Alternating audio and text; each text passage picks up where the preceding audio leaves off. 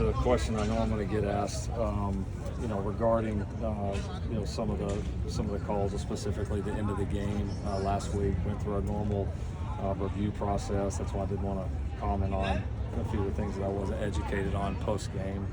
I had discussion on a number of calls in the second half. It was, unfortunately for us, it's part of the game. There was a number of misses there at the end. Pass interference that was called, pass interference that wasn't called, the intentional grounding, and then certainly the last play. There was a lot of talk with the conference about that. And basically, just to sum it up, so we can all move on. The explanation that we got on the last play was that they, believed that they thought that the runner had scored, and they felt like that was enough to overturn it.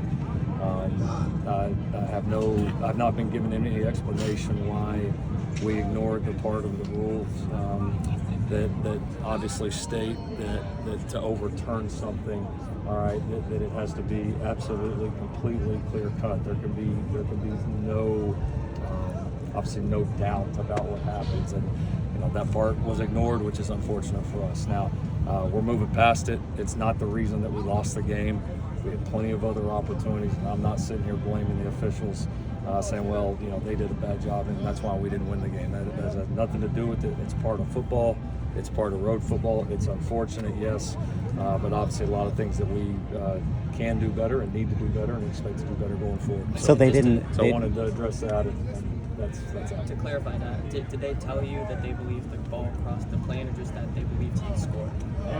They told me that they told me they believed he had scored, but there's just when you get those sneak plays like that, nobody can see the ball. The first time that you see the balls, it's on the ground, and so when it came out, which they admit, nobody knows when it came out, and that's the difficult part. I mean, it's one of those that I think you look back and say, if the call on the field would have been a touchdown, like there's no way they're going to overturn it, and I would have understood it. I probably wouldn't even have called them, to be honest.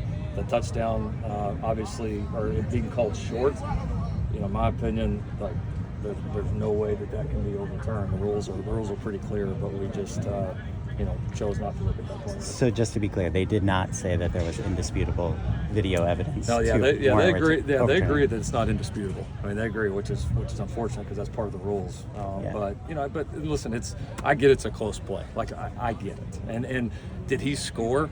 Maybe he did. Maybe he didn't. I don't know. I mean, but that's the problem is nobody knows, and you're going to have to go back on what the officials call on the field. And so, it's an unfortunate break, but there's a lot of things that led to that. Like I'm not the person. I don't make excuses. I don't allow our players to make excuses. I haven't talked about it with our players. I know everybody wants to just get our opinion on it so that we can all move on, and that's why I want to address it. But at the end of the day, we had plenty of opportunities to close out that football game and not put it down to a fluke play like that at the end. Coach, with Eric Gentry's injury, is there any chance he redshirts this season? I think it's always a possibility, right? You can't, you look across the country right now. I mean, you never know. No final decision's been made. We're going to keep evaluating, just how he's feeling and how he's progressing. He's back with us, doing everything right now but the full practices, but he's already able to ramp up some of the physical activities. So ongoing, this day and age, I don't know that you can say for sure one way or another. It's just the way the rules are right now. You said he's out indefinitely for the time being. Is there any timetable on it? Yeah, I mean, indefinitely is probably a good word right now. I mean, he's progressing quickly, so I don't know that I want to say like anything for sure. It's just kind of a day-to-day thing right now, but he's making great progress. Coach, Woody Marks is averaging 122 scrimmage yards this season. Just what is the impact he's been for your guys' offense?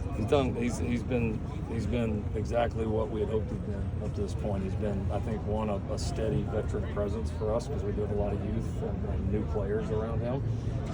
He's ran the ball well.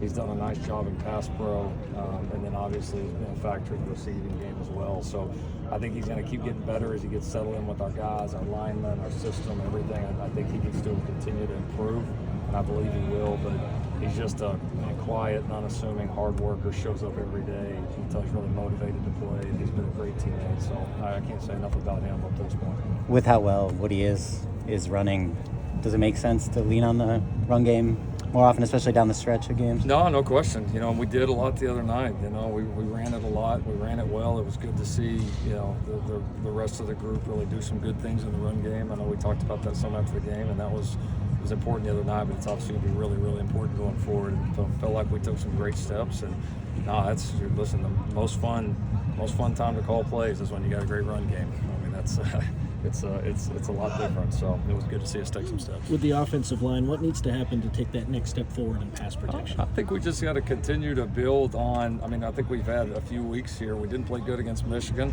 and again, I own a lot of that. I screwed us up in our silent count. Our linemen had some things working against them in their game, and obviously they weren't perfect. They had some things working against them in the game that were not their fault, that were mine. We didn't play good in that game. We were better against Wisconsin. We were better against Minnesota. Like we got to stay on that trim. And if we keep doing that, these young dudes are going to get better. The cohesion's going to continue to grow. Like there's a lot of good things on that tape from the other night, and I think we'll continue to build on it.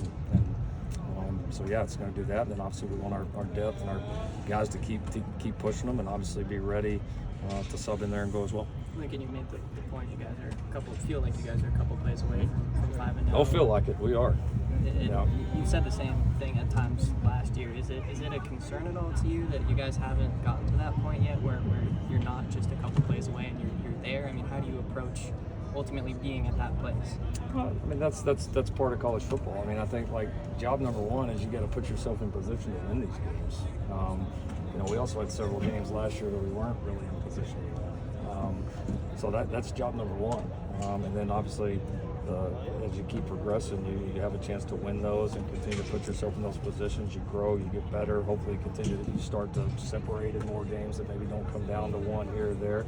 And that's just part of the process. I mean, each year is different, each schedule is different, each group of challenges are different. But I mean, again, I just go back.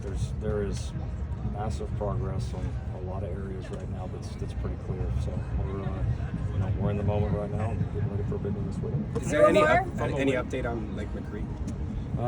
Progressing well ahead of schedule, which is no shock considering him. He's kind of a pro when it comes to this stuff. So yeah, progressing much faster. I think we'll have him back sooner than later, which is great news for us. Thank you, Coach Ryan.